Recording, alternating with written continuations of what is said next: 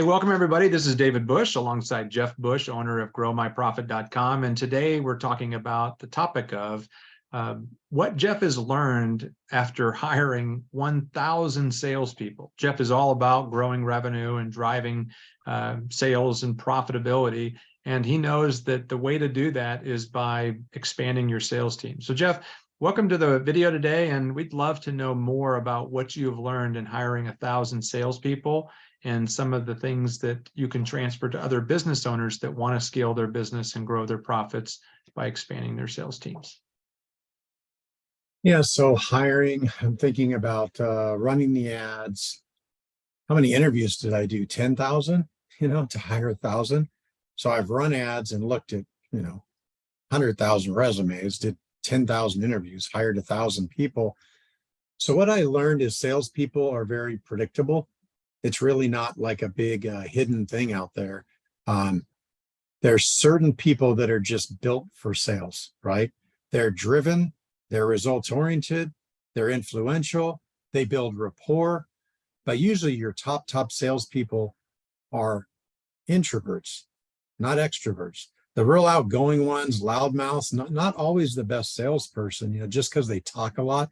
Oh, like if anyone ever told me, you should be in sales the way you talk, I was like, oh gosh, is it that bad? Like I would get kind of embarrassed by that. But my best salespeople were all introverts, super motivated from within. They would only talk when it was moving the sale forward. They are better listeners than talkers. I just went through a sales presentation yesterday, and at the end, the girl goes, "How did I do?" I said, "Well, you're not selling, you're telling. You just talked for an hour straight, never took a break, never asked me a question, never engaged me, never got any of the objections out of me. You're terrible. You're a great presenter, but a terrible salesperson." So what I've learned hiring 1,000 salespeople is just how to find better ones, because you'll go broke with a terrible sales team because you'll give them leads and they'll never convert them. And those leads cost money, So it's the personality type, the drive, the results. Another thing I learned is you can never teach clock speed. So in the interview process, you have to make sure they can answer objections and come back with answers. If they don't have clock speed, you can't teach that. I guess more about what I learned is how to motivate and keep 1,000 salespeople through the years, right? Because salespeople get antsy and they leave. Like, you don't really want to micromanage them. If you've got a driver, a racehorse, you don't put a harness on it and pull it back and put it in the stable. You kind of got to give them a lot of room. So I gave my salespeople, so how to manage them. If you have a top performer, you can't make them follow all the rules. Top salespeople are rebellious by nature, and they just don't want to be told what to do. So you got to tell them some things, but you don't have to micromanage them. So, how to interview, how to spot on a resume. So that doesn't help that much till you meet them, ask the questions, and find out their personality and what really motivates them. Do they have goals, and how to manage them to greatness? I had salespeople.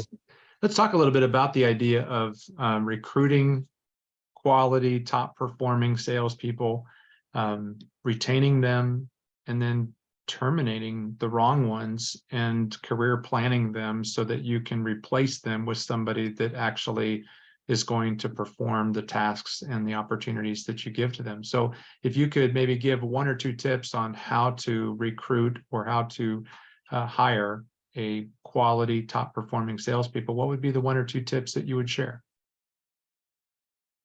Well, first of all, people that are already doing it, right? If they're at the top already, there's a reason. So if you can recruit top salespeople, and I had a lot of success doing that from pulling top salespeople over from other industries. I wasn't calling all my competition and recruiting and stealing.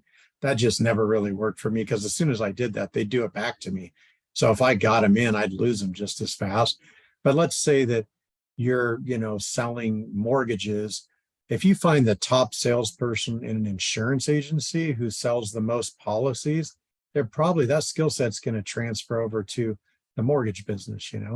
I hired a lot of people out of like the Verizon cell phone store. I used to go to the Verizon cell phone store and shop for cell phones, and I'd always find the best salesperson in the room. And the top salesperson at the Verizon cell phone store was making 50 grand a year. if I could take that energy and that skill set and that clock speed and that drive and put them into my organization, teach them how to make 100, double their income, I would keep them. So I always had a good opportunity for salespeople to come, so I think that was an important part of it. Recruiting top people, finding out what drives them, and hopefully they have big goals, or they have big expenses, they need to, not just I need to make 100 grand a year, like I have to make 100 grand a year. One of the questions in my interview was, what's your monthly net? What do you have to make? And then what do you want to make? And I would see those numbers. Oh, I have to make 36,000 a year. I'm like, dude, where do you live? A mobile home? Like, how could your expenses be 36,000 a year? You don't need much. And then how much do you want to make? Oh, I need to make 6 figures. I hated that. 6 figures like 100,000 or 6 figures 200,000, 900,000. Those are all. Give me a number. I knew whether I had somebody with a real goal that was going to work hard to achieve it. What are you willing to do to get there? So just finding the motivation, was a big part, and making sure they had goals. What are the last 2 books you read? What are the last 2 seminars you went to grow your skill set? I haven't read a book in a year. I haven't been to a seminar in 5 years. You're not that hungry. I could tell hunger by what are you doing, and what's your background. So What about the retaining of top performing salespeople? What are some of the tips that you would share to hold on to them so that they don't get recruited out by some other company that's offering a higher wage? I was always working hard to make sure my salespeople made more money, and they knew I was committed to them. So when you have someone like a manager that's committed to a salesperson's success, they always say that money's like not the number one reason people stay at a job, but in sales, it's a money job. So they're looking to make more money. That's why they got into sales, or they're looking to have a little more control over their time. Nobody's watching them every day. Like I had ladies that worked for me that I knew they were going to the nail salon from noon to 2, and they were taken right in the middle of the day. But I never said anything about that. That's why you got into sales, is to have some control over your calendar, right? You don't want to have to clock in, clock out, but they'd work till 6 or 7 o'clock at night to get their phone calls in. So retaining talent, I think a lot of it is just mutual respect. I had respect for them. They had respect for me. They knew what I wanted out of them. They had clear expectations, and I would just manage it, and I would just help them. So I think a lot of that has to do with the management style to keep a good dialogue, even if I didn't agree with them. I didn't like a lot of the salespeople that I had. Like I never went to dinner with them. I didn't like them, to be honest, but they had skills and they were working hard and they were bringing in sales. So who am I to say whether I like them or not? I didn't hire all the people I liked, So keeping them, retaining them was about helping them grow their income. And I did a lot of seminars and I did a lot of training, and they always appreciated that. I'd bring in outside speakers, and if I wasn't a real motivational guy, and I'm not super motivational, I'd bring in a motivational speaker who was. So every month in my sales meeting, it wasn't all about me, because I get boring after a while. I just kind of mix it up, and I would take them to live events and watch seminars and get them fired up, and they really appreciated that. So I just did a lot for the team. I cared about them. I cared about their success and growing them, and they knew it. They knew that I cared about their success, and so they stuck around even in some of the lean years when they weren't making as much as they could have made in another role. I don't know if that helps. Yeah. How about the last one is terminating underperformer? You've had a big strategy around firing the bottom 10% and flushing them out so that you could bring in new performers and not waste leads and things of that nature. What was your best strategy of doing that and avoiding complications with lawsuits or other types of issues? Yeah, luckily 1,000 salespeople, I probably only got into maybe 5 lawsuits out of 1,000. It's not too bad, right? And I think I won 3 of them, lost 2, my legal record, right?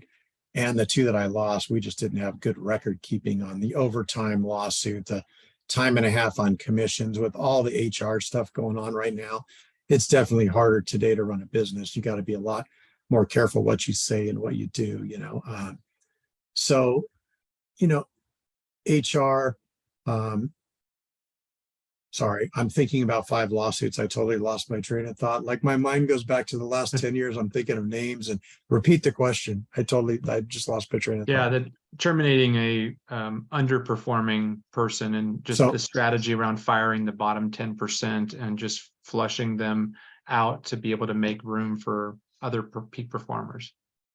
so I was always told, verbal warning, written warning, fired, right? So if someone's not, I have clear expectations. Your job is to sell 4 new clients a month.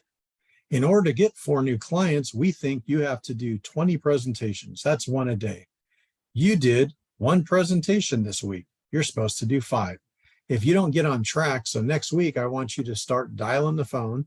You might have to make 100 outbound phone calls to get your 1 presentation a day. So I'm watching the phone records. You're not doing the activity. So I'm all about activity and results, right? Here's what it takes to be successful here. Here's what you have to do. I line it out. If you're not going to do it, you're not going to work here. 4 new clients a month is I had a quota. New clients.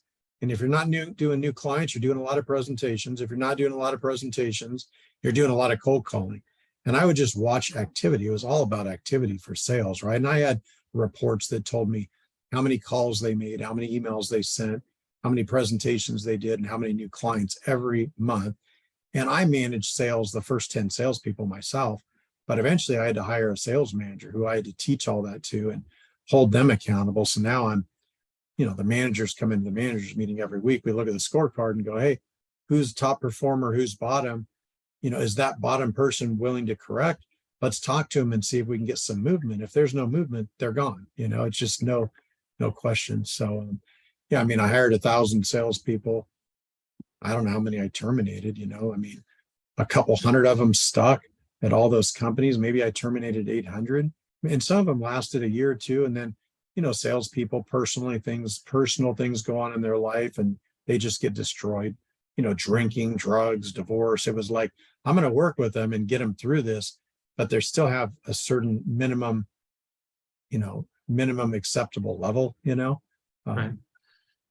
As John Maxwell once said, don't send your ducks to eagle school. So yeah, you got to move on and go fly with the eagles, try to find more of them and grow sales. Well, thanks, Jeff. Thanks for sharing your strategies. If you'd like more sales tips and tactics on how to grow revenues, scale your business and improve your profits, go to growmyprofit.com, check out the free videos in there and take the free business assessment, schedule a consultation, learn more about how you can have the same success that Jeff has had, as well as the other clients that he's consulted with.